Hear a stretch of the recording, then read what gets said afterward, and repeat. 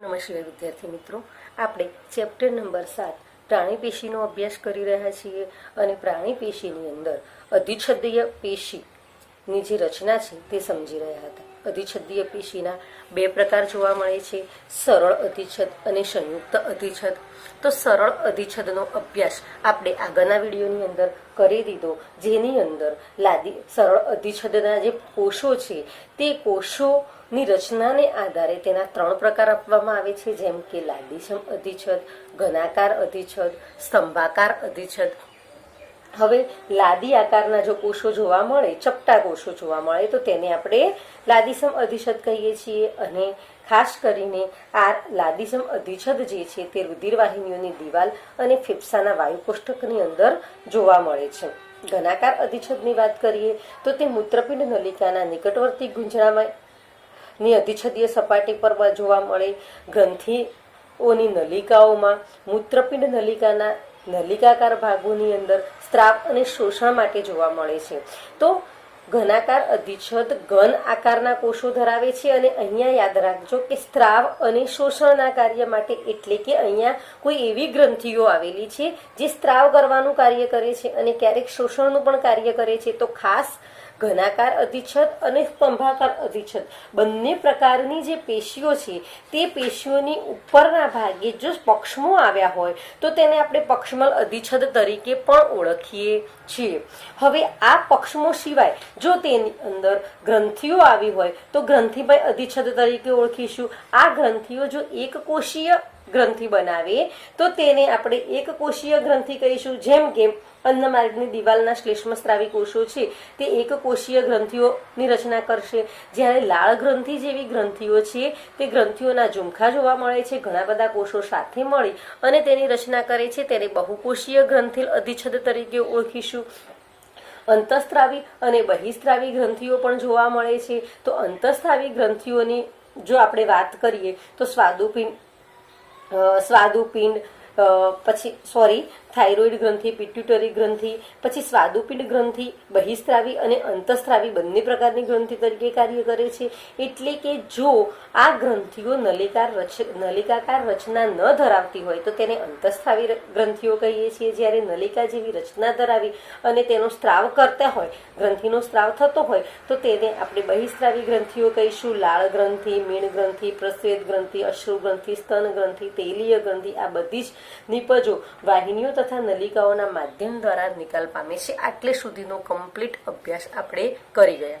હવે આપણે વાત કરીએ તો આ મેં માત્ર રિવિઝન કરાવ્યું તમને સરળ અધિચ્છદ પેશીનું. સરળ અધિચ્છદની એક વસ્તુ ખાસ યાદ રાખજો કે સરળ અધિચ્છદના કોષો જે છે કેવા હતા, એક સ્તરમાં ગોઠવાયેલા કોષો હોય તેને આપણે સરળ અધિચ્છદ કહીએ. હવે આ કોષો નો જે આકાર છે એના પ્રકારે તેના પ્રકાર હતા લાદીસમ, ઘનાકાર અને સ્તંભાકાર. એની ઉપર પક્ષમો આવ્યા હોય તો પક્ષમલ અધિચ્છદ, ગ્રંથિઓ આવેલી હોય તો ગ્રંથિલ અધિચ્છદ.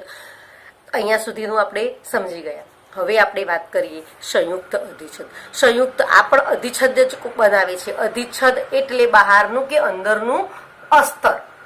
અધિચ્છદનો મતલબ થશે બહાર કે અંદરનું, સૌથી બહાર અંદરની બાજુ હોય, અંગોની અંદરની બાજુ પણ હોય, જેમ કે આ નલિકા છે, નલિકાની અંદરનું પણ આ જે અસ્તર છે તે અસ્તર બનાવે કે બહારનું અસ્તર, તો અસ્તર બનાવે તેને આપણે અધિચ્છદ કહીએ. સરળ અધિચ્છદ આપણે ભણી ગયા. હવે વાત કરીએ સંયુક્ત અધિચ્છદ. તો સંયુક્ત અધિચ્છદ અને સરળ અધિચ્છદમાં મુખ્ય તફાવત એ છે કે આ ઘણા બધા સ્તરોની બનેલી છે. સરળ અધિચ્છદ એક જ સ્તરની બનેલી હતી, સંયુક્ત અધિચ્છદ ઘણા બધા સ્તરોની બનેલી જોવા મળે છે. તો સંયુક્ત અધિચ્છદની અંદર બે પ્રકારની પેશીઓ જોવા મળશે, અનેક સ્તરીય કોષો, અને એ પણ મુક્ત હોય છે. સ્ત્રુત અધિચ્છદ અને પરિવર્તિત અધિચ્છદ. પરિવર્તિત અધિચ્છદ વિશે આપણે વધારે સમજવું નથી, પરંતુ સ્ત્રુત અધિચ્છદ આપણે સમજીએ. તો સ્ત્રુત અધિચ્છદ, તો આ અધિચ્છદમાં જુદા જુદા સ્તરો રચાતા કોષો એક જ આકારના હોતા નથી. તમે અહીંયા જોઈ શકો છો વિદ્યાર્થી મિત્રો કે અહીંયા કોષો એક આકારના જોવા મળતા નથી.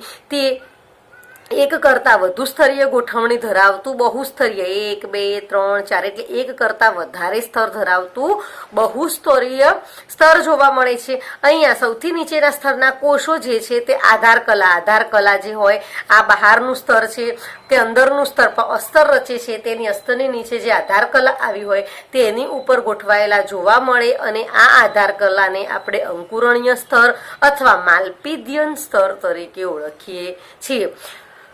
આનું કાર્ય શું છે? આના આટલા બધા સ્તરો કેમ જોવા મળે છે? તો મુક્ત સપાટી ઉપર આ એની મુક્ત સપાટી છે। આ મુક્ત સપાટી પર કોષો ચપટા થતા જાય અને દૂર થતા જાય। તો આ પેશી સમજો બરાબર કે ઘસારાને કારણે મુક્ત સપાટીના કોષો ચપટા થતા જાય અને દૂર થતા જાય। આ દૂર થઈ જાય તો તેની સ્થાને આ કોષો આવી જશે, એ પણ દૂર થશે તો એની સ્થાને નીચેના કોષો। એમ જ્યારે નીચેની તરફના કોષો વિભાજન દ્વારા અહીંયા નવા કોષો ઉમેરતા જશે અને અહીંયાથી આ કોષો દૂર થતા જાય એટલે કે જ્યાં પ્રાણી શરીરના જે ભાગમાં સૌથી વધારે ઘસારો જોવા મળશે એ જગ્યાએ આ પેશી જોવા મળશે। આપણે આ વાક્ય રચના પરથી એટલું સમજી જઈએ કે ઘસારાને કારણે મુક્ત સપાટીના કોષો ચપટા બનતા જાય છે અને દૂર થતા જાય છે, જ્યારે નીચેના તરફના કોષો જે છે આ કોષો સતત વિભાજન પામી અને નવા સ્તરો ઉમેરતા જશે।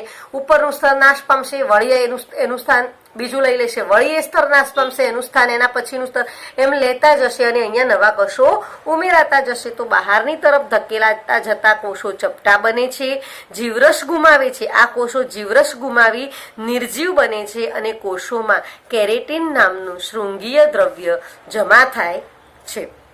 સ્ત્રુત અધિચ્છદની બહારની સપાટી પર લાદીસ્તંભ, જે સ્ત્રુત અધિચ્છદનું સૌથી બહારનું સ્તર હોય તે લાદીસ્તંભ એટલે કે ચપટા કોષો જોવા મળે।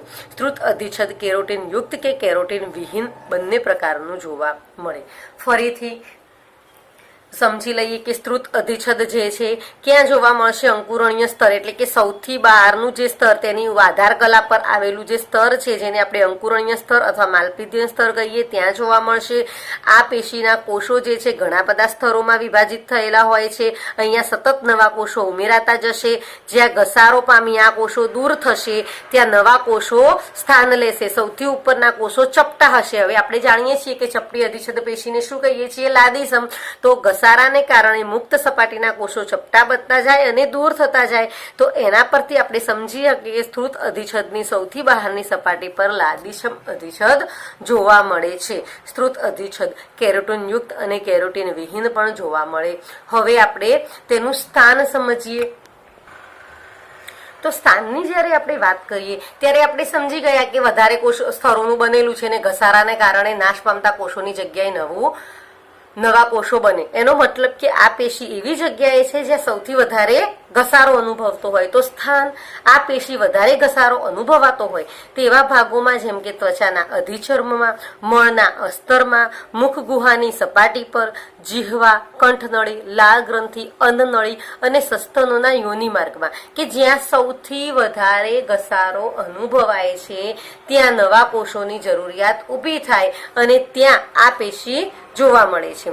કાર્યની વાત કરીએ તો આ પેશી સ્ત્રાવ અને શોષણમાં તેની ભૂમિકા સીમિત હોય છે। તે ઘસારો ધરાવતા અંગોને ટકાઉ આચ્છાદન પૂરું પાડે છે। અહીંયા સ્ત્રાવ અને શોષણ બહુ નિમ્ન કક્ષામાં બહુ ઓછા પ્રમાણમાં જોવા મળે છે, પરંતુ ઘસારો ધરાવતા અંગોને ટકાઉ આચ્છાદન પૂરું પાડે છે। આપણા મુખની અંદર તમે જોજો કે ચાંદા પડી જાય તો બહુ જલ્દી તેને રૂજ આવી જાય, એટલે કે આ જે પેશી છે તે નવા કોષો ઉમેરી અને ત્વરિત આચ્છાદન આપે છે, ટકાઉ આચ્છાદન આપવાનું કાર્ય કરે છે। અધિસ્તરીય પેશીનું જે જોડાણ છે તે બધા જ કોષો આંતરકોષીય દ્રવ્ય દ્વારા એકબીજા સાથે જોડાયેલા, બધા જ કોષો જે છે એ આંતરકોષીય દ્રવ્ય દ્વારા એકબીજા સાથે જોડાયેલા રહે છે। લગભગ બધી જ પ્રાણી પેશીઓમાં વિશિષ્ટ જોડાણ વ્યક્તિગત કોષોને બંધારણીય અને કાર્યકારી જોડાણ પૂરું પાડે છે।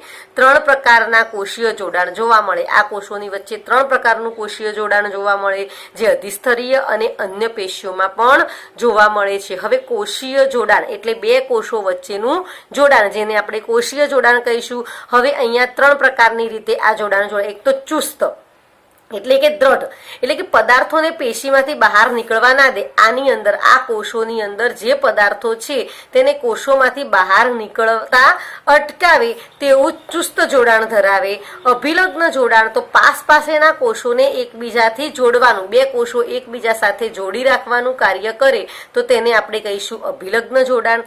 અવકાશી જોડાણ તો અવકાશી જોડાણ એટલે કોષો એકબીજા સાથે જોડાયેલા છે, તેના દ્રવ્યો આમાંથી આમાં કે આમાંથી આમાં નથી જતા, પરંતુ કેટલાક નાના અણુઓ તેમજ કેટલાક બૃહદ અણુઓ ત્વરિત સ્થળાંતર માટેની અનુકૂળતા, એક કોષમાંથી બીજા કોષમાં જરૂરિયાત પ્રમાણેના જે અણુઓ છે તેનું એકબીજામાં વહન કરાવે છે. એટલે કે પસંદગીમાન આપણે કહીએ છીએ, પસંદગીમાન જે પ્રસરણ છે તે પ્રસરણ માટે અનુકૂળતા પૂરી પાડે છે.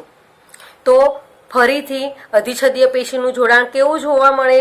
તો દ્રવ્ય એકબીજા સાથે જોડાણ ચુસ્ત, અભિલગ્ન અને પૂરક, ત્રણ પ્રકારનું. એટલે કે અવકાશી જોડાણ જોવા મળે. ચુસ્ત એટલે આના પેશીની અંદરના જે કોષોનું દ્રવ્ય છે તે બહાર નીકળતું અટકાવે, પાસેના કોષોને સારી રીતે જોડી રાખવાનું કાર્ય કરે, સાથે સાથે તેમની વચ્ચે જરૂરી તત્વો એટલે કે નાના અણુઓ તેમજ કેટલાક બૃહદ એટલે કે મોટા અણુઓને પણ ત્વરિત સ્થાનાંતર માટે અનુકૂળતા પૂરી પાડે. પરંતુ તે અણુઓ પસંદગીમાન હોય છે, ચોક્કસ પ્રકારના અણુઓ હોય છે કે જેની આપલે તેઓ કોષ વચ્ચે કરી શકે. હવે આપણે વાત કરીએ પરિવર્તિત અધિચ્છદ. તો આ વિશિષ્ટ પ્રકારના સંયુક્ત અધિચ્છદને આપણે પરિવર્તિત અધિચ્છદ કહે છે. તે ઉત્સર્ગ અંગોના માર્ગોમાં હોય છે, અંકુરણીય સ્તર ધરાવતા નથી અને જ્યારે ખેંચાણ અનુભવે ત્યારે કોષો ચપટા બને છે. પરિવર્તિત એટલે પરિવર્તન પામેલી જે અધિચ્છદ પેશી છે તેને આપણે પરિવર્તિત અધિચ્છદ કહીએ. અને ખાસ કરીને ઉત્સર્ગ અંગો જે પદાર્થોનું ઉત્સર્ગ કરે છે તેવા અંગોના માર્ગમાં જોવા મળે. અંકુરણીય સ્તર ત્યાં જોવા મળતું નથી એટલે ધરાવતા નથી, અને તે કોષો વધારે ખેંચાણ અનુભવી શકે છે, અને ખેંચાણ અનુભવે ત્યારે કોષો ચપટા બને છે, એટલે કે વધારે સ્થિતિસ્થાપક કોષો જોવા મળે છે. તો આજે બસ આટલું જ. આપણે સરળ અને સંયુક્ત અધિચ્છદ પેશી સમજી ગયા. સંયોજક પેશી ના જે લક્ષણો અને પ્રકારો છે તે પછીના વિડીયોમાં. ઓમ નમઃ શિવાય.